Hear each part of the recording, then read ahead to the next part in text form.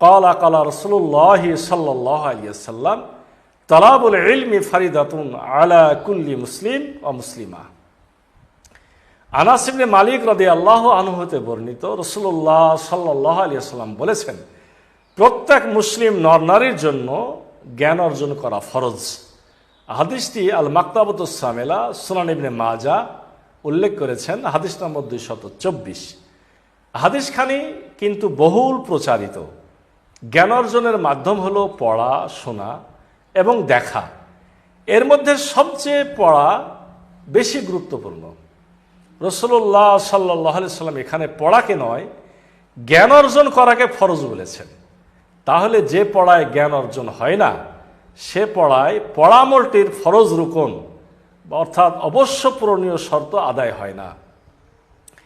ইসলামী জীবন বিধানে কোনো আমলের ফরজ বাদ গেলে সে আমল পালন করা হয়নি ধরা হয়। যেমন সালাতের কোনো ফরজ রুকন বাদ গেলে সে সালাত আবার পড়তে হয়, তাই ইচ্ছাকৃতভাবে ওইভাবে সালাত পড়লে গুনাহ হয়।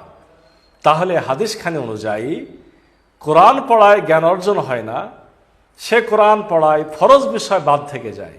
সুতরাং এই হাদিসখানির দৃষ্টিকোণ থেকেও ইচ্ছাকৃতভাবে অর্থ ছাড়া বা না বুঝে কোরআন পড়লে সব না হয়ে গুনাহ।